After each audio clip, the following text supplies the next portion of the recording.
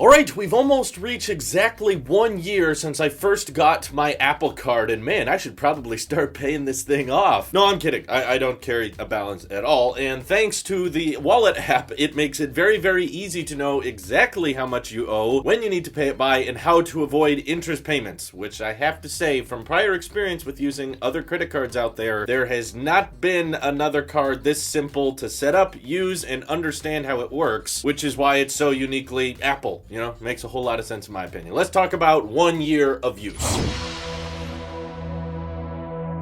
There have actually been quite a few features and changes with the Apple Card within the first year. I mean, 3% cash back used to be basically just with Apple when they first launched it, and now we're getting 3% back if you buy gas from Exxon or Mobil. You're getting 3% back at Nike with Uber Eats, as well as T-Mobile, regular Uber, and Walgreens, which is great because I've picked up a few of my prescriptions from there, so I get 3% back on my overpriced American medication. The other big change that I've talked about in previous videos is, of course, we can now finance lots of different Apple products, pretty much anything except the Apple Watch for some reason, but between AirPods, HomePods, Macs, the Pro Display XDR, and even the Mac Pro, you can stretch out payments with 0% interest, just like you have with the iPhone installment program. So over the span of 24 months, you can pay off an unlocked iPhone. No interest involved at all, so Apple's basically just saying, like, you know what, you can owe us on that one, considering this is a free credit card, doesn't cost anything to sign up. And when it comes to free credit cards, I know some people were saying that the rewards aren't that great compared to others, but I have to say, with all of the different services supporting 3% back now, the fact that you get 2% back with Apple Pay, and it's daily cash, it's not a reward system, which my wife is still using,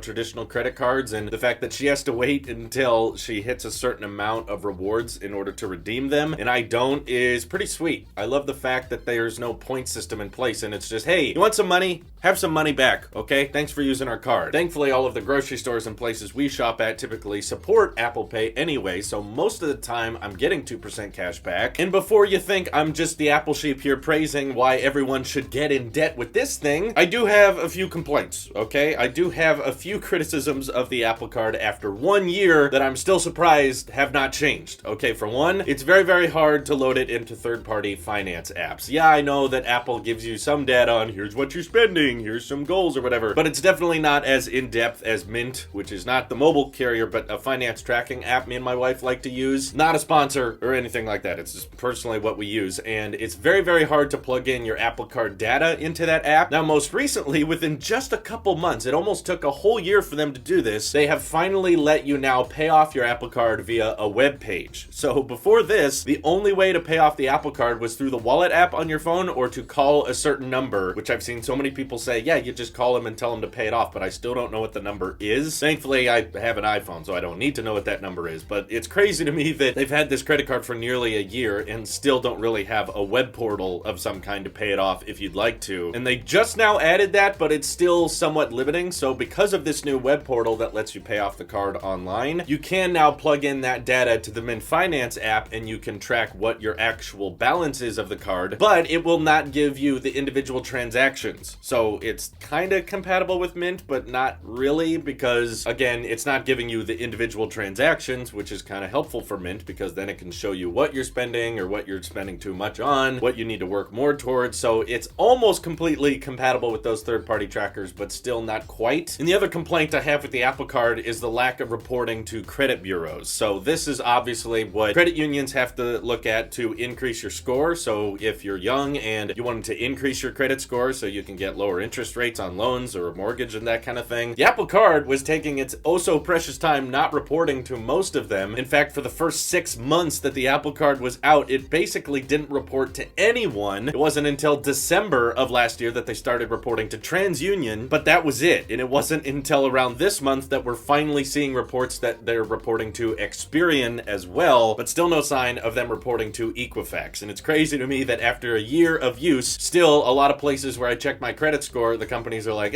you don't have a credit card Card? You're not using one, aren't you? It's like, I've been using it every month since I got this thing, and they're still like, yeah, I don't see it. It doesn't exist. Thankfully, they are finally catching up on it, but it took them way too long to report to this many credit bureaus, and I hope they can be reporting to all three by the end of this year. Let's hope. What's also been nice with the Apple Card this year is, of course, due to the pandemic, a lot of people are in financial trouble or kind of been in a bit of an economy crisis, so Apple Card has been letting people defer payments interest-free for many, many months now. Luckily, I've been fortunate enough to not have to worry about that, so I just keep paying it off anyway. But if you were in a tight spot and you needed to buy some things for your family or loved ones of any kind, but you weren't able to pay off the Apple Card, Apple is not holding interest against you for the past, I think, 4 months now. They've been letting people defer payments. It might even be going longer, actually. And I know Apple's a billion-dollar company, so it's not really much concern to them, and I think Goldman Sachs is kind of the one suffering from it anyway, but it's just been kind of nice that Apple's been comfortable with people carrying a balance and not penalizing them for it given the situation we're in right now. So I get that. I love the iMessage integration as well when I wanted to increase my credit limit for the month. All it took was a text, which I found interesting. I had to get connected to a Goldman Sachs expert or whatever,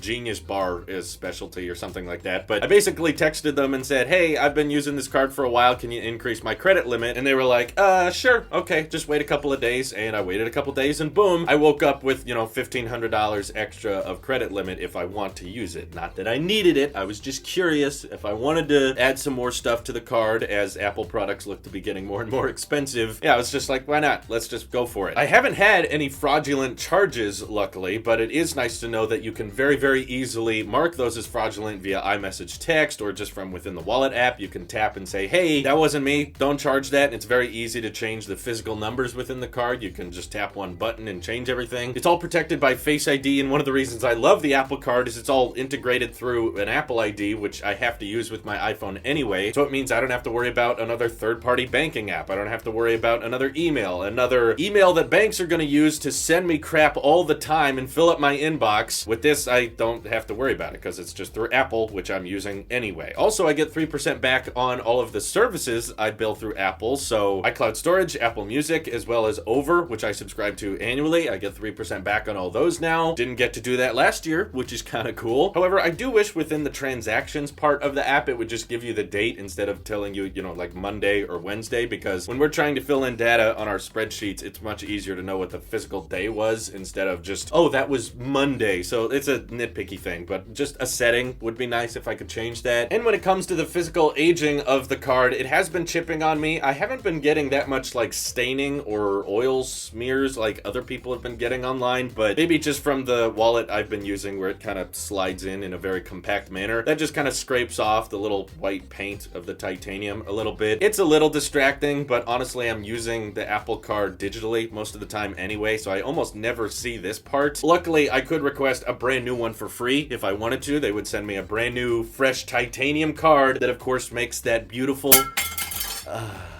every time. But honestly, it's just not worth the trouble for me because, like I said, I barely use the physical card in the first place. So if you care about credit cards because of their aesthetics and you're bothered by, after a year of use, the aging not looking that great, I mean, again, you can just get a free one replaced if you'd like. Or maybe the card isn't for you if that bothers you enough. I don't know. But overall, this is probably my favorite new Apple service because it's the one that cost me nothing and I get free money out of it. A daily cash, typically around 10 to 30 bucks a month just from me spending how I normally spend. We put most of our bills on here. We put most of our food budget on here. We put most, obviously, Apple products I purchased throughout the year on here. So I'm getting a bunch of money back that I'm not used to getting in prior years. And I think when it comes to free credit cards, the ones that don't cost you anything to use, this is a pretty nice one. This is as simple and integrated and easy as it gets. And while the rewards might not be amazing, the risk is not that amazing, I handed it to someone at a restaurant once and they asked me, hey, is that Apple Card thing worth it? And I was like,